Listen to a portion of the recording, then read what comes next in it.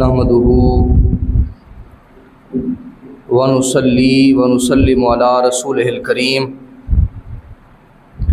قال الله تبارك وتعالى في القرآن المجيد والفرقان الحميد أما بعد فأعوذ بالله من الشيطان الرجيم بسم الله الرحمن الرحيم ان احسنتم احسنتم لانفسکم وان اسأتم فلها وقال اللہ تعالی فی مقام آخر فاستبقوا الخیرات آمنت باللہ صدق اللہ العظیم وصدق رسولہ النبی الکریم الامین ونحن علی ذلک لمن الشاہدین والشاکرین والحمد للہ رب العالمین ان اللہ وملائکتہ یصلون علی النبی یا ایہا الذین آمنوا صلوا علیہ وسلموا تسلیما بآواز بلند الصلاۃ والسلام علیک یا سیدی یا رسول اللہ وعلی آلک واصحابک یا سیدی یا حبیب اللہ الصلاۃ والسلام علیک یا سیدی یا نبی اللہ وعلی آلک واصحابک یا سیدی یا رحمۃ للعالمین یا صاحب الجمال و یا سید البشر من وجهک المنیر لقد نور القمر لا يمکن الثناء کما کان حقہ بعد از خدا بزرگ توئی قصہ مختصر بلغ العلا بکمالہ کشف الدجا بجمالہ حسنت جمیع خصالہ صلو علیہ وآلہ واصحابہ وسلموا تسلیما کثیرا کثیرا صدیق عکس حسن و جمال محمد است فاروق ذل جاہ و جلال محمد است عثمان ضیاء شمع کمال محمد است حیدر بہار باغ خصال محمد است اسلام ما اطاعت خلفائے راشدین ایمان ما محبت آل محمد است اللہ رب العزت کی حمد و ثنا حضور سرکار دو عالم نور مجسم شفیع معظم حضور ختمی المرتبت صلی اللہ علیہ وآلہ وسلم کی بارگاہ ناز کے اندر ہدیہ درود و سلام کا نذرانہ پیش کرنے کے بعد دعا ہے کہ اللہ رب العزت میری اور آپ سب کی حاضری کو اپنی بارگاہ کے اندر شرف قبولیت عطا فرمائے۔ حاضرین محترم، آج کے خطبہ جمعہ کا عنوان ہے نیکیوں میں آگے بڑھو۔ اللہ رب العزت اس بات کو پسند فرماتا ہے کہ میرے بندے چھوٹی سے چھوٹی نیکی بھی اگر ہو اس کو حقیر سمجھ کر، چھوٹا سمجھ کر اس کو ترک نہ کر دیں، چھوڑ نہ دیں، بلکہ اس چھوٹی سے چھوٹی نیکی کو بھی اپنائیں اور اپنی آخرت کا جو توشہ ہے، جو اپنی آخرت کی بہتری ہے، اس کو دنیا کے اندر حاصل کر سکیں۔ اللہ رب العزت قرآن مقدس کے اندر ارشاد فرماتا ہے سورہ بنی اسرائیل کے اندر، فرمایا ان احسنتم احسنتم لانفسکم، فرمایا کہ اگر تم اچھائی کرو گے تو وہ اچھائی، نیکی، بھلائی وہ تمہارے اپنے لیے فائدہ مند ہوگی۔ وَإِنْ أَسَأْتُمْ فَلَهَا، اور اگر تم برائی کرو گے، کسی کے ساتھ برا کرو گے، فرمایا فَلَهَا، تو اس کا وبال بھی تمہارے اپنے اوپر ہوگا۔ اللہ رب العزت نے دوسرے مقام پر ارشاد فرمایا فَاسْتَبِقُوا الْخَيْرَاتِ، فرمایا کہ بس نیکیوں کی طرف جلدی کیا کرو، نیکیوں کی طرف آگے بڑھو، آگے بڑھنے کی کوشش کرو۔ حاضرین محترم،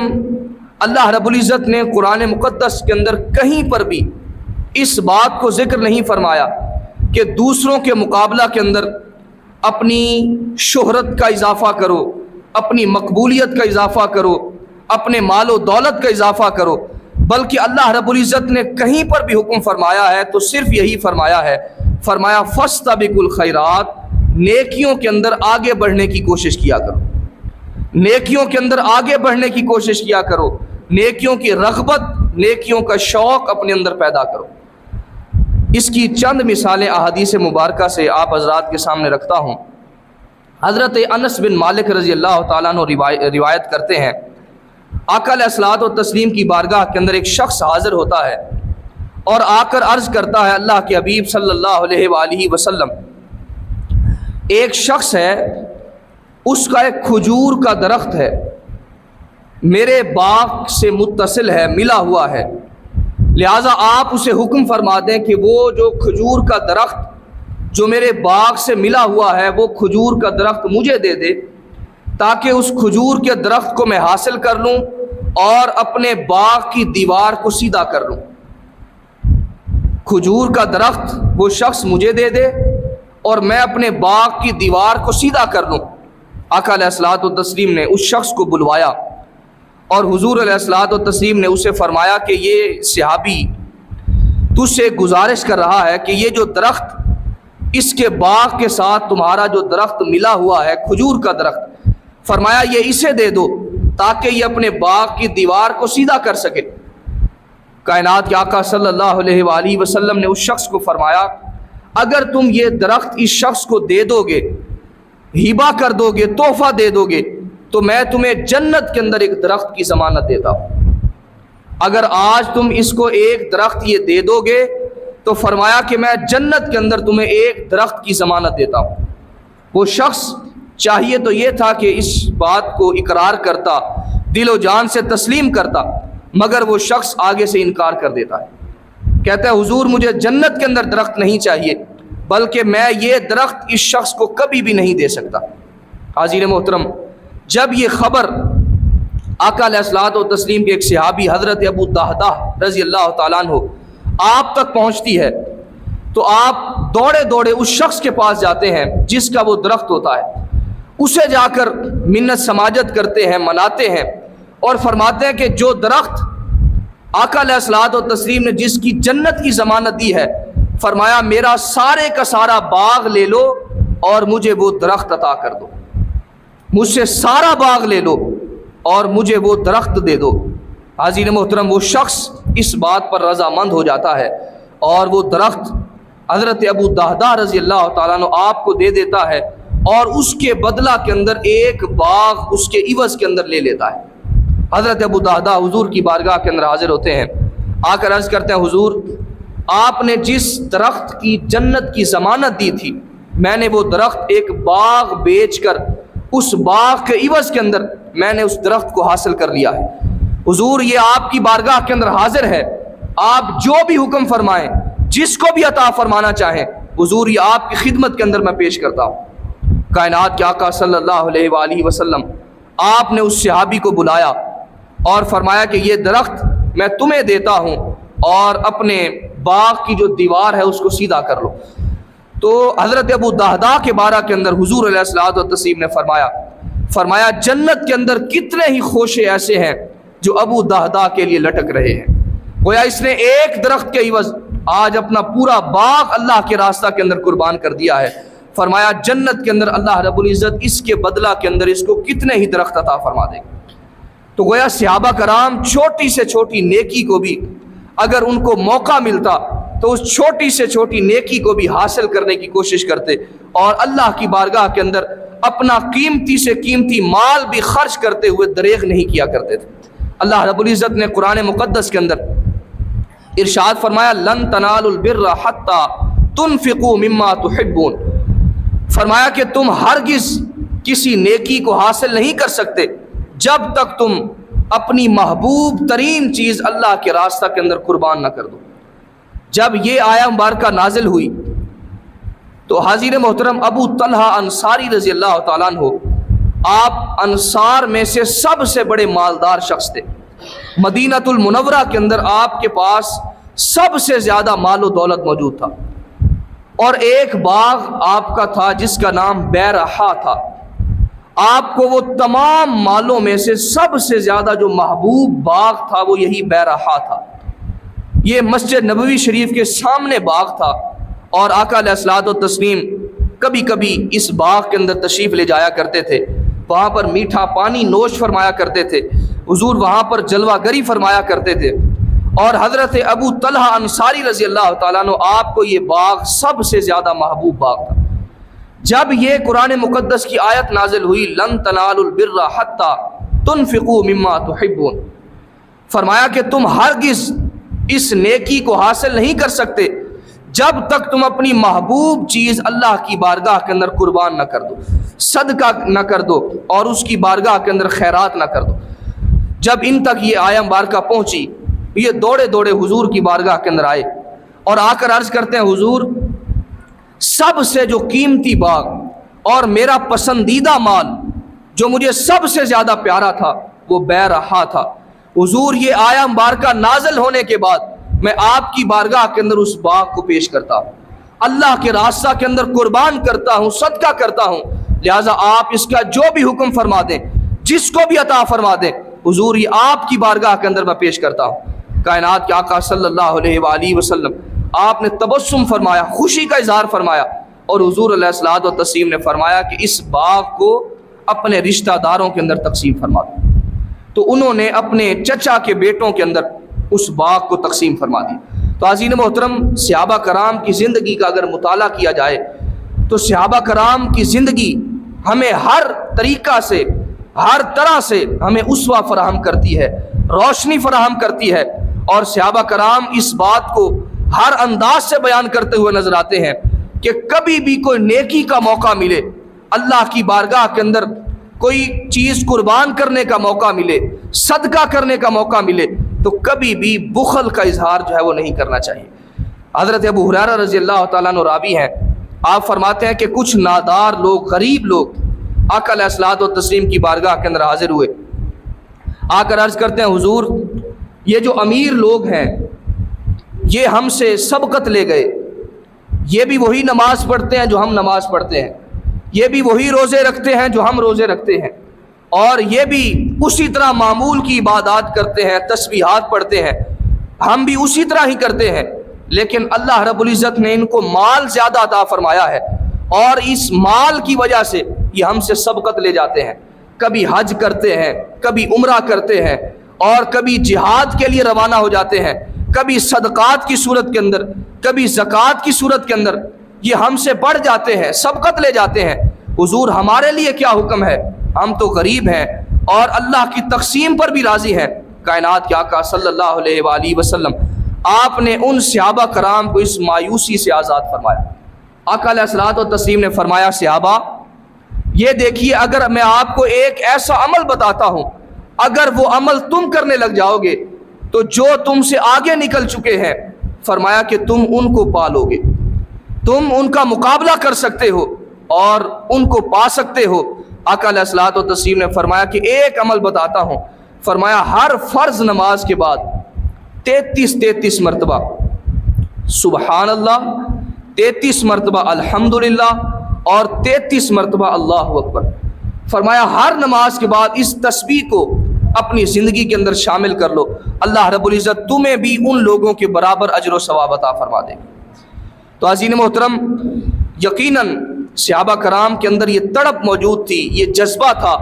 कि काश अल्लाह रब्बुल इज़्ज़त हमें नेकियों के अंदर इजाफा अता फरमा दे, और ये सबकत ले जाने की कोशिश किया करते थे। इसी तरह ग़ज़वा तबूक का मौका है,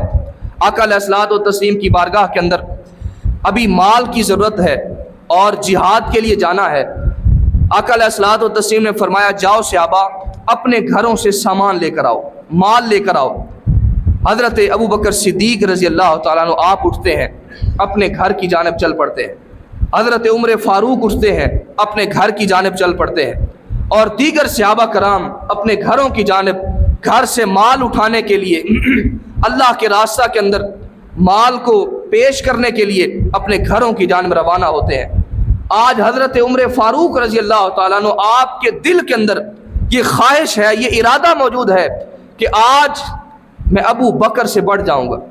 इतना माल लाऊँगा, इतना माल लाऊँगा कि हुजूर अलैहिस्सलातु व तस्लीम की बारगाह के अंदर इतना माल पेश करूँगा कि आज हज़रत अबू बकर सिद्दीक़ रज़ी अल्लाह तआला अन्हु आपसे सबकत ले जाऊँगा, आपसे माल खैरात करने के अंदर आगे बढ़ जाऊँगा। लेकिन कुछ देर के बाद आप अपने घर के अंदर पहुँचते हैं और घर के अंदर जितना माल होता है आधा आधा 2 हिस्सों के अंदर तकसीम फरमाते हैं। आधा माल घर रखते हैं और आधा माल लाकर हुजूर की बारगाह के अंदर निछावर कर देते हैं। हुजूर अलैहिस्सलातु व तस्लीम पूछते हैं, उमर کیا لے کر آئے، کیا چھوڑ کر آئے؟ کہا حضور گھر کے اندر جتنا مال تھا اس کو 2 حصوں کے اندر تقسیم کیا ہے، آدھا مال گھر رکھا ہے اور آدھا مال لا کر آپ کے قدموں پر نشاور کر دیا ہے۔ اتنی دیر کے اندر جناب صدیق اکبر رضی اللہ تعالیٰ عنہ آپ حاضر ہوتے ہیں اور آپ گھر کے اندر جتنا مال ہوتا ہے سارے کا سارا لا کر حضور کی بارگاہ کے اندر پیش کر دیتے ہیں۔ آقا علیہ الصلوۃ والتسلیم پوچھتے ہیں ابو بکر کیا لے کر آئے، کیا چھوڑ کر آئے؟ ابو بکر کہتے ہیں حضور گھر کے اندر جتنا مال تھا سارے کا سارا لا کر آپ کے قدموں پر نشاور کر دیا ہے۔ حضور پوچھتے ہیں ابو بکر گھر کیا چھوڑ کر آئے ہو؟ کہا حضور گھر اللہ اور اس کا رسول چھوڑ کر آیا۔ وہ کسی نے کیا خوب کہا سب کچھ نثار کیتا چھڈی سوئی بھی نہیں، سب کچھ نثار کیتا چھڈی سوئی بھی نہیں، اسلام نو جدوں پئی ضرورت صدیق دی۔ تو حضرت صدیق اکبر رضی اللہ تعالیٰ عنہ آپ اس انداز سے سارے کا سارا مال لا کر آقا علیہ الصلوۃ والتسلیم کی بارگاہ کے اندر نشاور کر دیتے ہیں۔ تو عزیز محترم صحابہ کرام کے اندر یہ جذبہ موجود تھا، اس آیت کی عملی تفسیر تھے فاستبقوا الخیرات۔ اللہ رب العزت فرماتا ہے نیکیوں کے اندر آگے بڑھو، تو ان کے اندر نیکیوں کے اندر آگے بڑھنے کا جذبہ موجود تھا۔ اگر ایک صحابی پورا قرآن مقدس اگر رات کو پڑھتا ہے تو دوسرا صحابی اس کو دیکھ کر کوشش کرتا ہے کہ میں قرآن مقدس بھی پڑھوں اور ساتھ نوافل کی صورت کے اندر اللہ کی بارگاہ کے اندر سجدے بھی پیش کروں۔ اسی طرح کوئی شخص اگر تھوڑی رقم اللہ کے راستہ کے اندر خرچ کرتا ہے تو دوسرا صحابی اس کو دیکھ کر اور بھی زیادہ اللہ کے راستہ کے اندر خیرات کرنے کی کوشش کرتا ہے۔ تو یہ نیکیوں کے اندر سبقت کرنے کی عملی مثال ہے۔ حاضرین محترم ہم نے بھی اس کو اپنی زندگی کے اندر شامل کرنا ہے۔ اور اسی طرح حاضرین محترم ایک صحابی رسول ان کا انتقال ہو جاتا ہے، اب ان کے گھر سے 2 ٹوکرے کھجوروں کے حضور علیہ الصلوۃ والتسلیم کی بارگاہ کے اندر بھیجے جاتے ہیں۔ حضور یہ ان کے ورثاء کی طرف سے 2 ٹوکرے بھیجے گئے ہیں، لہٰذا آپ ان کو صدقہ کر دیں، لوگوں کے اندر تقسیم فرما دیں۔ آقا علیہ الصلوۃ والتسلیم نے فرمایا، صحابہ کرام کو حکم دیا، فرمایا جس کو جتنی کھجوریں چاہیے یہاں سے لے لو۔ اب صحابہ کرام آتے گئے اور اپنی ضرورت کے مطابق ان ٹوکروں میں سے کھجوریں اٹھاتے گئے۔ اب کھجوریں ختم ہو گئیں لیکن ایک گلی سڑی کھجور باقی رہ گئی۔ ساری کھجوریں ختم ہو گئیں، ایک گلی سڑی کھجور وہاں پر موجود تھی، اس کو کسی بھی شخص نے نہیں اٹھایا۔ آقا علیہ الصلوۃ والتسلیم نے اس کھجور کو اٹھایا اور صحابہ کرام کو مخاطب کرتے ہوئے فرمایا صحابہ اگر یہ صحابی رسول اپنی زندگی کے اندر، میرے جملوں پر توجہ کیجئے گا، فرمایا کہ اگر یہ میرا صحابی اپنی زندگی کے اندر یہ گلی سڑی کھجور اگر ایک کھجور بھی اپنی زندگی کے اندر اپنے ہاتھوں سے خرچ کرتا، اپنے ہاتھوں سے اللہ کی بارگاہ کے اندر دیتا، صدقہ کرتا، اس کے راستہ کے اندر خیرات کرتا، اگر ایک گلی سڑی کھجور بھی دیتا تو فرمایا کہ اللہ رب العزت اس ایک گلی سڑی کھجور کا بھی ثواب ان 2 ٹوکروں سے بھی زیادہ عطا فرماتا۔ یہ جو 2 ٹوکرے اب مرنے کے بعد ان کے گھر کی طرف سے آئے ہیں، تو عزیز محترم سبق کیا ہے، میسج کیا ہے؟ اپنی زندگی کے اندر اللہ رب العزت نے جو مال دیا ہے اس مال میں سے اللہ کا بھی حصہ ہم مختص کریں، اپنی آمدن میں سے اللہ کا جو دیا ہوا مال ہے اس میں سے اللہ کی بارگاہ کے اندر بھی خرچ کرنے کے لیے اس میں سے اپنا حصہ اللہ کی بارگاہ کے اندر بھی پیش کریں۔ یقیناً اللہ کی بارگاہ کے اندر جو مال دیا جاتا ہے وہ کبھی بھی رائے گا نہیں جاتا، دنیا کے اندر بھی اللہ رب العزت اس کا اجر اور ثواب عطا فرماتا ہے اور اس کا صلہ عطا فرماتا ہے، اور کل قیامت کے دن بھی اللہ رب العزت اس کا صلہ عطا فرمائے گا۔ حدیث پاک کے اندر آتا ہے، آقا علیہ الصلوۃ والتسلیم نے فرمایا کہ ابن آدم کہتا ہے، آدم کا بیٹا کہتا ہے میرا مال میرا مال میرا مال۔ فرمایا اس کا مال وہ ہے جو اس نے کھایا اور اس کو فنا کر دیا، دوسرا مال وہ ہے جو اس نے پہنا اور بوسیدہ کر دیا، پرانا کر دیا، اور تیسرا مال وہ ہے جو اس نے صدقہ کر کے آگے محفوظ کر لیا ہے، صدقہ کر کے اللہ کے راستہ کے اندر خیرات کر کے اس نے اپنے لیے محفوظ کر لیا ہے اور آگے بھیج کر اللہ رب العزت کی بارگاہ کے اندر اپنا صلہ اور اجر اس نے کھڑا کر لیا ہے۔ حاضرین محترم اپنی زندگی کے اندر تھوڑا سا بھی اگر اللہ کی بارگاہ کے اندر دیا جائے، اللہ رب العزت اس کو پسند فرماتا ہے۔ تو آپ سے گزارش ہے کہ اپنی آمدن میں سے تھوڑا صحیح، زیادہ صحیح، جتنا حسب توفیق، حسب استطاعت، اپنی آمدن میں سے اللہ کی بارگاہ کے اندر خرچ کرنے کا بھی ایک ذوق پیدا کریں، اللہ کے راستہ کے اندر خیرات کرنے کا۔ یہ مسجد یہ بہت اچھا ذریعہ ہے، اس پر خرچ کریں، اس پر صرف کریں، اور اس کی ضروریات کا خیال رکھنا، اس کی دیکھ بھال کرنا اور اس کی لوازمات کا خیال رکھنا، یہ ہم سب کی ذمہ داری ہے۔ مسجد تو بنا دی شب بھر میں ایمان کی حرارت والوں نے، من اپنا پرانا پاپی تھا، برسوں سے نمازی بن نہ سکے۔ اس مسجد کو آباد کرنا، اس کے لوازمات کا خیال رکھنا اور اس کی ضروریات کا خیال رکھنا، یہ ہم سب کی ذمہ داری ہے۔ عزیز محترم، اللہ رب العزت ہی مدد فرماتا ہے اور یہ اس کا گھر ہے، چلانے والا وہی ہے، یہ نظام اس نے چلانا ہے، لیکن ہم سب کو اس نے وسیلہ بنایا ہے، ایک ذریعہ بنایا ہے۔ لہذا جس چیز کو جو اللہ رب العزت نے نوکری عطا فرمائی ہے، خدمت عطا فرمائی ہے،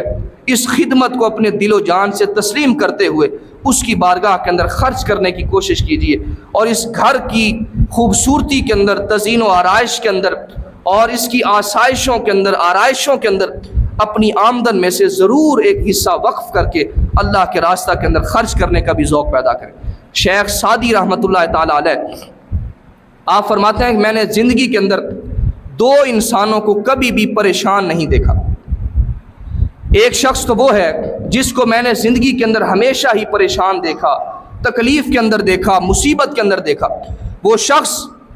جو لوگوں کو تکلیف دیتا ہے، لوگوں کو پریشان کرتا ہے۔ فرمایا میں نے اپنی زندگی کے اندر کبھی بھی اس کو سکھی نہیں دیکھا،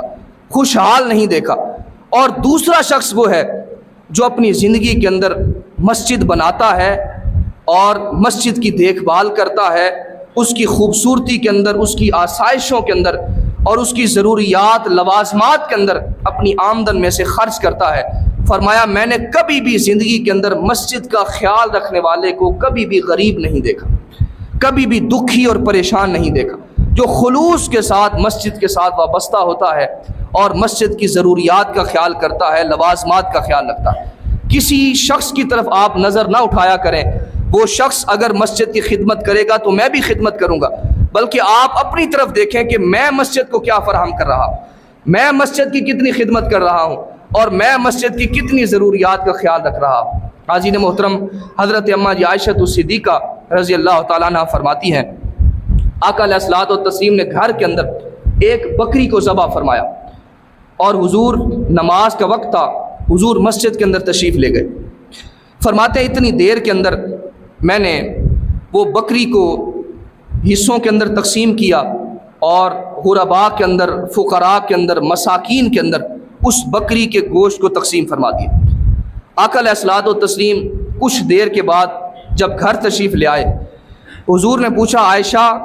کیا تم نے اس بکری میں سے کچھ گوشت رکھا بھی ہے یا سارا تقسیم کر دیا ہے؟ حضرت اماں جی عائشہ الصدیقہ رضی اللہ تعالیٰ عنہ عرض کرتی ہیں حضور میں نے سارے کا سارا گوشت تقسیم کر دیا ہے، اب باقی جو بچا ہے وہ بکری کا ایک ران، اس کا گوشت باقی بچ گیا ہے۔ آقا علیہ الصلوۃ والتسلیم نے اب جو جملے عطا فرمائے وہ دل کی تختی پر لکھنے والے ہیں۔ حضور نے تعلیم کیا عطا فرمائی، اپنی امت کو سبق کیا دیا، میسج کیا دیا۔ آقا علیہ الصلوۃ والتسلیم نے فرمایا عائشہ جو تم نے اللہ کے راستہ کے اندر قربان کیا ہے، خرچ کیا ہے اور اللہ کے راستہ کے اندر تقسیم کیا ہے، غرباء کے اندر، فقراء کے اندر، مساکین کے اندر، کہا جو تم نے وہ تقسیم کر دیا ہے، فرمایا اصل کے اندر وہی باقی بچ گیا ہے، اور جو گھر کے اندر موجود ہے یہ تو ختم ہو جائے گا، فنا ہو جائے گا، اور جو اللہ کے راستہ کے اندر قربان کیا ہے فرمایا وہی ہی یقیناً باقی بچ گیا ہے۔ تو عزیز محترم، اپنی زندگی کے اندر اگر آپ اللہ کے راستہ کے اندر قربان کرتے ہیں، مرنے کے بعد ممکن ہے آپ کے جو ورثاء ہیں وہ آپ کے لیے ختم درود بھی کرتے ہیں کہ نہیں کرتے، آپ کے لیے فاتحہ بھی پڑھتے ہیں کہ نہیں پڑھتے، لیکن اپنی زندگی کے اندر اپنے مال میں سے اللہ کے راستہ کے اندر اگر آپ کچھ خرچ کر جاتے ہیں تو آپ یقیناً قبر بھی آپ کی اچھی ہو جائے گی اور آپ کی آخرت بھی اچھی ہو جائے گی۔ حاضرین محترم، ذرا اندازہ کیجئے، اسی طرح آقا علیہ الصلوۃ والتسلیم نے اہمیت عطا فرمائی اور لوگوں کی مدد کرنے کا حضور نے میسج عطا فرمایا، پیغام عطا فرمایا۔ قرآن مقدس کے اندر اللہ رب العزت فرماتا ہے ان احسنتم احسنتم لانفسکم، اگر تم بھلائی کرو گے تو یہ بھلائی تمہارے اپنے لیے فائدہ مند ہوگی۔ وَإِنْ أَسَأْتُمْ فَلَهَا، اور اگر تم برائی کرو گے تو یہ جو برائی ہے وہ تمہارے اپنے لیے وبال جان ہوگی، تمہارے اپنے لیے پریشانی کا باعث بنے گی۔ آقا علیہ الصلوۃ والتسلیم نے ارشاد فرمایا اگر میں خانہ کعبہ کا طواف بھی کر رہا ہوں، بیت اللہ کا طواف کر رہا ہوں، اور اگر اس دوران اگر کوئی شخص مجھے پکارے، کوئی ضرورت مند ہو، حاجت مند ہو، تو فرمایا کہ میں اس کی پہلے پریشانی کو دور کروں گا، پہلے اس کی ضرورت کو پورا کروں گا، اور پھر آ کر بیت اللہ کا طواف کروں گا۔ تو عزیز محترم، انسان درد دل کے واسطے پیدا کیا انسان کو، ورنہ طاعت کے لیے کم نہ تھے کرو بیاں۔ اللہ رب العزت کے فرشتے اس کی عبادت کے اندر لگے ہوئے ہیں۔ کوئی فرشتہ جب سے پیدا ہوا ہے سجدے کے اندر ہے، کوئی فرشتہ جب سے پیدا ہوا ہے رکوع کے اندر ہے، کوئی قیام کے اندر ہے، اس کی عبادت ہو رہی ہے۔ اللہ رب العزت ہم سے جو تقاضا کرتا ہے وہ آپس کے اندر محبت، پیار، احترام، خلوص اور دوسروں کی دیکھ بھال، ضرورتوں کا خیال کرنا، دیکھ بھال کا خیال کرنا، اور اللہ کے راستہ کے اندر خرچ کرنا۔ عزیز محترم، بابا اشفاق مرحوم زاویہ والے فرماتے ہیں کہ میرے پاس ایک نوجوان آیا اور اس نے آ کر کہا کہ مجھے بابا جی، مجھے پتہ چلا ہے کہ آپ زندگی آسان بنانے کا کوئی نسخہ دیتے ہیں، لہٰذا میں آپ کے پاس آیا ہوں، مجھے کوئی زندگی آسان بنانے کا کوئی نسخہ دے دیں، میری زندگی کامیابی سے ہمکنار ہو جائے، میں کامیاب ہو جاؤں، میری زندگی آسائشوں سے، آرائشوں سے بھرپور ہو جائے اور میری زندگی آسان ہو جائے۔ بابا اشفاق کہتے ہیں کہ میں زندگی آسان بنانے کا تو نسخہ نہیں دیتا، میں موت آسان بنانے کا نسخہ دیا کرتا ہوں۔ میں زندگی آسان بنانے کا نسخہ نہیں دیتا، میں موت آسان بنانے کا نسخہ دیا کرتا ہوں۔ وہ نوجوان کہتا ہے اچھا، مجھے زندگی آسان بنانے کا نسخہ نہیں دینا چاہتے تو موت ہی آسان بنانے کا نسخہ دے دیں۔ بابا اشفاق مرحوم، آپ نے کہا کہ موت کو اگر آسان بنانا ہے تو ایک ہی نسخہ، ایک ہی بات تمہیں کرتا ہوں، اگر موت کو آسان بنانا چاہتے ہو تو کسی بندے کی زندگی کو آسان بنا دو، کسی ایک شخص کی زندگی کو اگر تم آسان بنا دو گے، اللہ رب العزت تمہاری موت کو آسان بنا دے۔ اگر آپ کے پاس اتنا مال و دولت نہیں ہے کہ آپ بہت زیادہ لوگوں کی مدد کر سکیں، کم از کم ایک کسی شخص کی بھی اگر آپ زندگی کو آسان بنا دیتے ہیں، اس کی زندگی کو خوشیوں سے بھر دیتے ہیں، مالا مال کر دیتے ہیں، تو اللہ رب العزت آپ کی موت کو آسان بنا دے۔ عزیز محترم، حضرت عیسیٰ علیہ السلام، آپ کی بارگاہ کے اندر جبریل علیہ السلام حاضر ہوئے۔ حضرت عیسیٰ علیہ السلام نے جبریل علیہ السلام سے کہا جبریل، میں اللہ سے ملاقات کرنا چاہتا ہوں، اللہ سے ملنا چاہتا ہوں، اللہ کی بارگاہ کے اندر گزارش کرو اور میں اس کی زیارت سے مستفیض ہونا چاہتا ہوں۔ حضرت جبریل علیہ السلام نے کہا کہ ٹھیک ہے، میں اللہ کی بارگاہ کے اندر آپ کے اس پیغام کو پہنچا دوں گا۔ حتیٰ کہ 20 سال کا عرصہ گزر گیا، روایت کے اندر آتا ہے 20 سال کا عرصہ گزر گیا، اور پھر 20 سال کے بعد حضرت جبریل علیہ السلام دوبارہ حضرت عیسیٰ علیہ السلام کے پاس حاضر ہوتے ہیں۔ حضرت عیسیٰ علیہ السلام فرماتے ہیں جبریل، میں نے تمہیں ایک کام کہا تھا کہ میں اللہ سے ملاقات کرنا چاہتا ہوں، اور تم نے اللہ سے میری ملاقات ہی نہیں کروائی، اللہ سے میری جو ہے وہ ہم کلامی نہیں کروائی۔ حضرت عیسیٰ علیہ السلام آپ نے جب یہ گزارش کی تو جبریل علیہ السلام نے کہا اے اللہ کے نبی عیسیٰ علیہ السلام، اللہ رب العزت فرماتا ہے کہ میں 2 مرتبہ عیسیٰ علیہ السلام کے پاس گیا تھا، میں 2 مرتبہ عیسیٰ سے ملنے گیا تھا، مگر عیسیٰ نے مجھ سے ملنے کی کوشش ہی نہیں کی۔ عیسیٰ علیہ السلام حیران ہوئے، عرض کرتے ہیں جبریل، اللہ رب العزت میرے پاس آئے اور میری کیا اوقات اور میری کیا حیثیت کہ میں اللہ سے ملاقات نہ کروں؟ حضرت جبریل علیہ السلام آپ فرمانے لگے، اللہ رب العزت فرماتا ہے کہ ایک مرتبہ تم نیند اور جاگنے کی کشمکش کے اندر تھے، نہ تو تم مکمل سوئے تھے نہ مکمل جاگ رہے تھے، درمیانی کیفیت تھی، اور اسی دوران ایک شخص تمہارے دروازے پر آیا تھا، دستک دے کر وہ سائل مانگنے والا تھا، اس نے کہا تھا کہ میں ضرورت مند ہوں، میں حاجت مند ہوں، میری مدد کر دو، میں غریب ہوں، میں بھوکا ہوں، مجھے کچھ کھلا دو۔ اگر تم اس وقت اس کی مدد کر دیتے تو یقیناً تم مجھے وہاں پر پا لیتے۔ کہا عیسیٰ اگر تم اس کی مدد کر دیتے تو مجھے تم وہاں پر پا لیتے، اور فرمایا دوسری مرتبہ میں تجھے تب ملنے کے لیے آیا جب تیرے محلے کے اندر ایک شخص بیمار تھا اور وہ بیماری کے عالم کے اندر تھا، اگر تم اس کی عیادت کرنے کے لیے چلے جاتے تو تم مجھے وہاں پر پا لیتے۔ حاضرین محترم، جب سے سنا ہے اب آدمی کچھ اور ہماری نظر میں ہے، جب سے سنا ہے یار لباس بشر میں ہے۔ وہ رب کئی کئی رنگوں کے اندر، کئی کئی روپ کے اندر اللہ رب العزت آزمائش کے سامان انسانوں کے لیے فراہم کرتا ہے، کبھی مانگنے والے کی صورت کے اندر، کبھی کسی مددگار کی صورت کے اندر اللہ رب العزت انسانوں کی آزمائش کرتا ہے، امتحان لیا کرتا ہے۔ حدیث پاک کے اندر آتا ہے کل قیامت کے دن اللہ رب العزت انسان کو اپنے سامنے کھڑا کرے گا اور فرمائے گا اے ابن آدم، میں بیمار تھا اور تو نے میری عیادت ہی نہیں کی، بیمار پرسی نہیں کی اور تو نے میرے دیکھ بھال نہیں کی، میرا حال حوال ہی نہ پوچھا۔ بندہ کہے گا مولا تو رب العالمین ہے، بیماری سے پاک ہے، تکلیف سے پاک ہے، بے نیاز ہے اور تو محتاج بھی نہیں ہے، لہٰذا تو کب بیمار تھا اور میں تیری کب عیادت کرتا؟ اللہ رب العزت فرمائے گا میرے بندے، تیرے علاقہ کے اندر، تیری بستی کے اندر فلاں شخص بیمار تھا اور اگر تو اس کا حال احوال پوچھ لیتا، اس کی بیماری کی خیریت دریافت کر لیتا اور اس کی تکلیف کو دور کرنے کے لیے کوئی مدد کر دیتا تو فرمایا بیماری اس کی دور کرتا، مدد اس کی کرتا، فرمایا تو مجھے وہاں پر پا لیتا۔ اور پھر اللہ رب العزت فرمائے گا میرے بندے، میں بھوکا تھا، تو نے مجھے کھانا ہی نہیں کھلایا۔ بندہ کہے گا مولا تو بھوک سے پاک ہے اور کھانے پینے سے پاک ہے، لہٰذا تو کب بھوکا تھا اور میں تیری کب جو ہے وہ بھوک پیاس کو بجھاتا، کب میں تیری مدد کرتا؟ اللہ رب العزت فرمائے گا میرے بندے، فلاں علاقہ کے اندر جب ایک شخص تیرے پاس آیا تھا اور اس نے آ کر کہا تھا میں بھوکا ہوں، میں پیاسا ہوں، مجھے کھانا کھلا دو، مجھے پانی پلا دو، اگر تم اس کی مدد کر دیتے، اس کو کھانا کھلا دیتے، اس کی پیاس بجھا دیتے، اس کی ضرورتوں کو پورا کر دیتے تو فرمایا تم مجھے وہاں پر پا لیتے۔ تو عزیز محترم، اللہ رب العزت انسان کی آزمائش کرتا ہے۔ اگر انسان کسی کے لیے کسی کی زندگی آسان بناتا ہے تو بابا اشفاق کے بقول کہا اگر تم کسی ایک شخص کی بھی زندگی کو آسان بنا دو گے، اللہ رب العزت تمہاری موت کو آسان بنا دے گا۔ اگر انسان کسی کی تکلیف، اگر کسی کے لیے تکلیف پیدا کرتا ہے، کسی کے لیے پریشانیاں مشکلات کھڑی کرتا ہے، اللہ رب العزت اس کو سزا کیا دیتا ہے۔ اب دیکھیے محمود غزنوی کا دور ہے، محمود غزنوی رحمۃ اللہ تعالی علیہ، آپ کا ایک برادر ان لا تھا جس کا نام بہلول تھا۔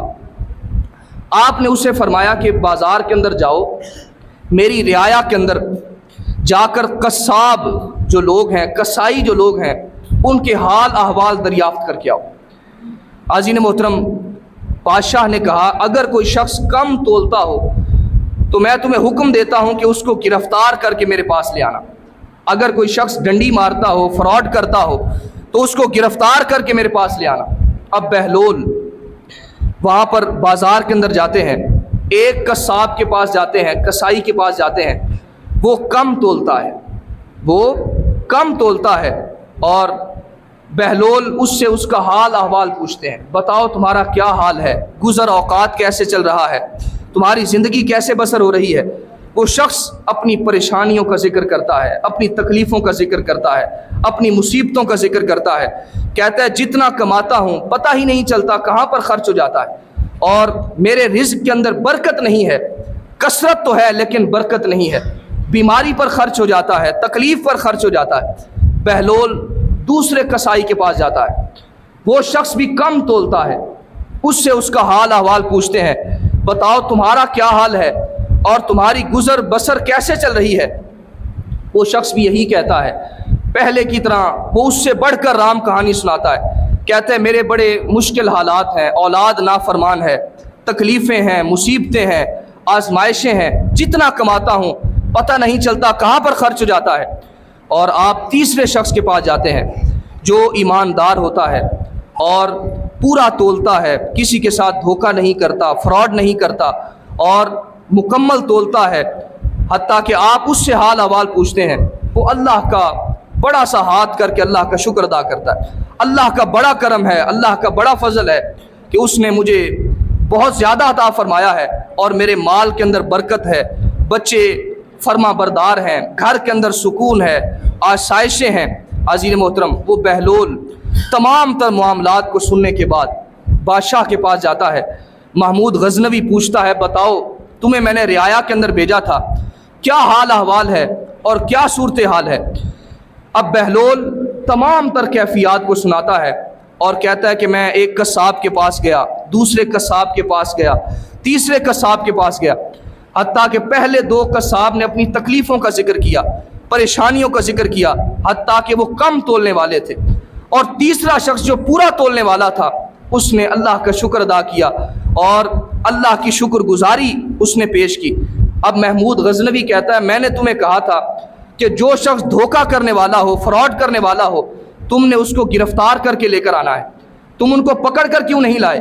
अब जो बहलोल जुमला कहता है वो दिल की तख्ती पर लिखने वाला है। बहलोल कहता है, बादशाह सलामत, मैं उनको गिरफ्तार करके क्या लाता, मैं उनको पकड़ कर क्या लाता, उनको तो अल्लाह ने गिरफ्तार किया हुआ है, अल्लाह ने पकड़ा हुआ है, और उनको तकलीफ़ों के अंदर, मुसीबतों के अंदर, परेशानियों के अंदर